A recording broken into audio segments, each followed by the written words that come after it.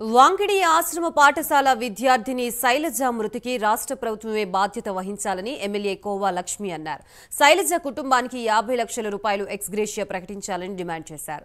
వారి కుటుంబంలో ఒకరికి ప్రభుత్వ ఉద్యోగం ఇవ్వాలని చెబుతున్న ఎమ్మెల్యే కోవా లక్ష్మితో మా ఆదిలాబాద్ జిల్లా ప్రతినిధి Chandrashekhar face to face. Wankidi ఆశ్రమ పాఠశాలలో చనిపోయిన శైలజ మృతదేహాన్ని చూసేందుకైతే ఎమ్మెల్యే కోవలక్ష్మి అయితే వెళ్తున్న సందర్భంలో అయితే ప్రస్తుతం మనం ఎమ్మెల్యే కోవలక్ష్మి ఇంటి వద్ద ఉన్నాం. ఎమ్మెల్యే కోవలక్ష్మి అసలు ఏం జరిగింది అనే విషయాన్ని అయితే తెలుసుకునే ప్రయత్నం చేద్దాం. మేడం చెప్పండి, అసలు శైలజ మృతదేహం వద్దనికి ఎందుకు నిరాకరించారు? పోలీసులు ఎందుకు ఇంత ఏర్పాటు చేశారు? ఇప్పుడు ప్రభుత్వము మీరు చూస్తున్నారు కదా, ఇప్పుడు శైలజ అమ్మాయి దాదాపు అక్కడ సంఘటన జరిగి వాంకిడి మండల్లో దగ్గర 20 రోజులు అవుతుంది. 20 రోజుల నుంచి ఎంతమంది అయితే పిల్లలు ఫుడ్ పాయిజన్కి ఇబ్బంది పడ్డారో వాళ్ళకి ఆ పిల్లలందరినీ కూడా మరి కొన్ని ప్రైవేట్ హాస్పిటల్లో తీసుకుపోయి మంచి చేశారు. ఆ రోజు నేను ఈ పిల్లల్ని చూడడానికి మంచిర్యాల వెళ్ళాను. ఆ రోజు ఏదైతే మన శైలజ వారితో పాటు ఇంకో ముగ్గురు పిల్లల్ని నిమ్స్ హాస్పిటల్కి ఆ రోజు పంపించడం జరిగింది. జరిగిన తర్వాత మేము అక్కడ కూడా మన మాజీ మంత్రివర్యులు హరీష్ రావు సార్ కానీ, తర్వాత మాజీ మంత్రివర్యులు కొప్పుర ఈశ్వర్ కానీ, తర్వాత మా కవిత మేడం గారు వాళ్ళందరూ కూడా పోయి చూసి రావడం జరిగింది. అక్కడ డాక్టర్స్ కూడా చెప్పారు, మంచిగా నాణ్యతమైన ట్రీట్మెంట్ ఇవ్వండి, అమ్మాయిని మంచి చేయండి అని కూడా వాళ్ళు సేఫ్గా. మేడం ఒకటి చెప్పండి, అంటే మీరు ఒక రోజు ముందే శైలజని మీరు పరామర్శించారు, దాన్ని మర్నాడే అసలు మరణించింది. దీనిపైన అసలు ఏం జరిగిందని మీరు అనుకుంటున్నారు? వాస్తవంగా అమ్మాయి ఆల్రెడీ వెంటిలేటర్లో పెట్టుండేనండి.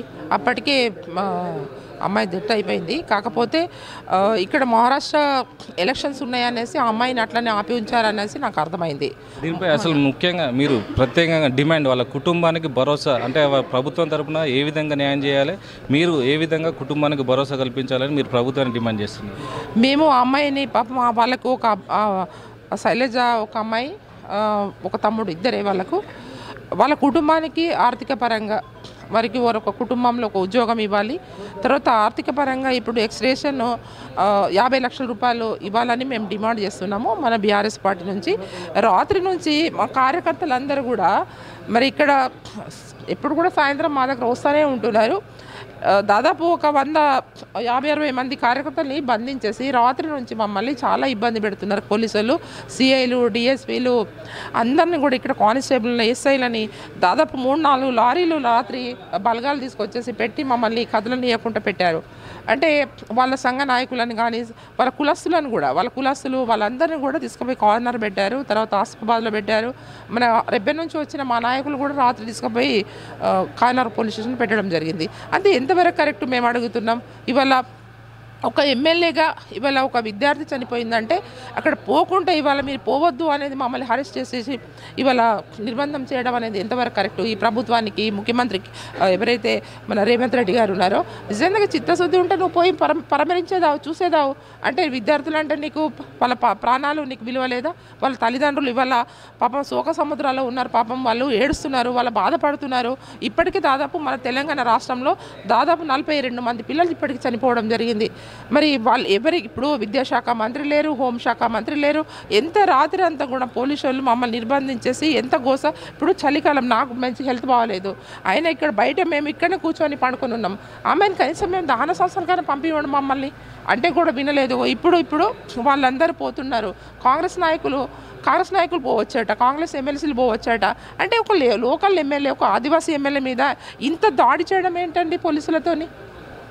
ఒక విద్యార్థి చనిపోయింది, మేము కనీసం దహన సంస్థలు పోదామంటే కూడా మా నాయకులని రాత్రంతా చలికి ఎంత ఇబ్బంది పెట్టారంటే అంత ఇబ్బంది పెట్టడం జరిగింది. గత 10 ఏళ్లలో అంటే గిరిజన హాస్టళ్లలో అయితే ఇప్పటికీ అన్ని నాణ్యమైన విద్యను అందించారు. ఈ ప్రభుత్వం మాత్రం అసలు ఏం చర్యలు చేపడుతుందో అసలు దీనిపైన మీరేమంటారు? ఈ ప్రభుత్వం చర్యలు చేపట్టకపోవడంలోనే ఇవాళ విద్యార్థులు అస్తవ్యస్తకు గురవుతున్నారు. సరైన ఫుడ్ లేకపోవడంలో, ఫుడ్ పాయిజన్లో ఇవాళ ఎందుకు అట్లా జరుగుతుంది అనేది మరి చర్యలు తీసుకోవాలి కదా. ఇప్పటివరకు చర్యలు లేవు. మరి ఫుడ్ పాయిజన్ అయింది, దేని గురించి అయింది? వాటర్ గురించి అయిందా? తినే ఫుడ్ అయిందా? మరి డాక్టర్స్ కూడా మరి క్లియర్గా వాళ్ళు రిపోర్ట్ ఇచ్చినా కూడా వీళ్ళు బయటకి ఇవ్వట్లేదు ఇప్పటివరకు కూడా. దీనిపైన అధికారులు ఏ విధంగా చర్యలు తీసుకోవాలంటే అధికారులు చర్య తీసుకోవాలి. ఇప్పుడు ఏదైతే అక్కడ జరిగిన విషయం అనేది అది బయటికి రావట్లేదు, అది ఖచ్చితంగా బయటికి రావాల్సిన అవసరం ఉంది. ముఖ్యంగా డిమాండ్ చేసేది మేము దీనిపైన డిమాండ్ చేస్తున్నారు మేము ముఖ్యంగా అంటే గత ప్రభుత్వంలో నాణ్యతమైన ఫుడ్ పెట్టాము, నాణ్యతమైన విద్య ఇచ్చాము. ఇవాళ జిల్లా పరిషత్ స్కూల్లో కూడా వాళ్ళకి మార్నింగ్ బ్రేక్ఫాస్ట్ కూడా ఇవ్వడం జరిగింది, అవన్నీ కూడా బంద్ చేశారు. ఇప్పుడు ఇవాళ మేము ఒకటే చెప్తున్నాము, ఏ విద్యార్థి కూడా ఇట్లా జరగద్దు, రాష్ట్రంలో ఏ విద్యార్థి కూడా ఇట్లా జరగద్దు. మళ్ళీ ఫర్దర్గా ఏదైతే వాళ్ళ అమ్మ నాన్న ఉన్నారో వారికి ఖచ్చితంగా ఆ అమ్మాయికి ఎక్స్గ్రేషన్ అయినా ఆమెకు ఒక 50 లక్షల రూపాయలు ఇవ్వాలనేసి మేము ప్రభుత్వం నుంచి డిమాండ్ చేస్తున్నాం ప్రభుత్వానికి. ఓకే, ప్రస్తుతానికి ఎమ్మెల్యే కోవలక్ష్మి అయితే ఏదైతే శైలజ మృతి చెందడం పట్ల అయితే తీవ్ర దిగ్బంధికి అయితే గురవుతుంది. ముఖ్యంగా ఆ కుటుంబానికైతే 50 లక్షల ఎక్స్గ్రేషియా ప్రకటించాలని అయితే డిమాండ్ చేస్తున్నారు. రాష్ట్ర ప్రభుత్వం తరఫున వారికి ఒక ఉద్యోగం కూడా ఇవ్వాలని అయితే డిమాండ్ చేస్తున్నారు. గతంలో ఎన్నడూ లేని విధంగా సంక్షేమ హాస్టళ్లలో కనీసం నాణ్యమైన వసతులు లేవు, నాణ్యమైన భోజనం అయితే పెట్టట్లేదని అయితే ఎమ్మెల్యే కోవలక్ష్మి అయితే ఆవేదన గురి చేస్తున్నారు. ముఖ్యంగా పోలీసులు చేసిన నిర్బంధం పట్ల కూడా ఆమె కొంచెం అసహనం వ్యక్తం చేసింది. ఏది ఏమైనా కూడా పోలీసులకు కానీ ఇటు రాష్ట్ర ప్రభుత్వం కానీ దీనికి చర్య చేపట్టాలి అని అయితే ఇటు ఎమ్మెల్యే కోవలక్ష్మి అంటున్నారు. ఇది ఇక్కడ తాజా పరిస్థితి. కెమెరా పర్సన్ రాముతో చంద్రశేఖర్, ప్రైమ్9 న్యూస్, ఆసిఫాబాద్ జిల్లా.